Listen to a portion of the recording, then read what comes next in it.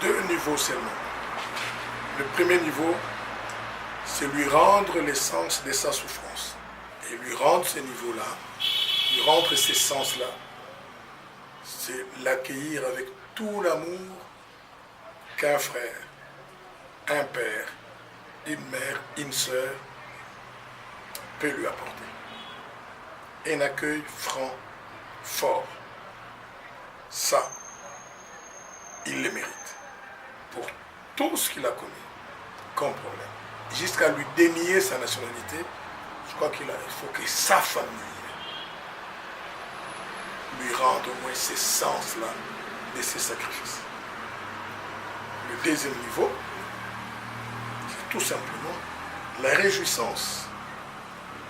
Qu'on se réjouisse du fait qu'un enfant maison qu'on a privé de jouir de sa patrie, de sa maternité, de sa paternité, de sa fraternité, de sa sororité. Enfin, il peut jouir de ça. Nous devons le réjouir. La plupart des observateurs pensent que l'arrivée de Moïse Katumbi va justement fragiliser la Mouka, dans le sens où les deux leaders qui sont d'actualité aujourd'hui, Martin Fayulu et Moïse Katumbi, risquent de ne pas parler le même langage et nous allons justement assister à la session de cette plateforme. Vous avez dit qui sont leaders? Moïse Katumbi et Martin Fayulu. Et qui? Martin Fayulu. Non, fait arrêter.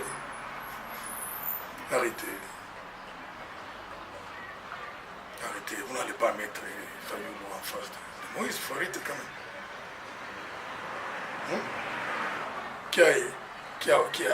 C'est lui qui a voté Fayulu. A-t-il voté Fayulu ou bien avait voté Moïse? C'est un chapitre qu'on ouvrira après. Vous avez déjà vu une seule photo de Fayulu lorsque nous faisions campagne? Ça c'est de 1, de 2. Ça, c'est ce que j'appelle une querelle de boutiquier. On ne peut pas entrer dans des querelles de boutiquier. Pour l'instant, nous avions été privés de notre frère. Il vient laisser nous réjouir de son retour. Maintenant, la dimension, la Mouka fragilisée ou pas fragilisée, bon, ça se gérera après. Et une dernière question. Selon vous, qui peut être le porte-parole de l'opposition à l'Assemblée Vous n'êtes pas marrant, vous. Entre Fayulu et Moïse. Et pourquoi? Mais pourquoi vous tenez toujours à comparer le sable et le sucre? Il ne faut pas mélanger ça. Ça va vous donner quoi? Fayulu a combien de députés au Parlement? Qui de toute l'opposition aujourd'hui a qui comme député au Parlement?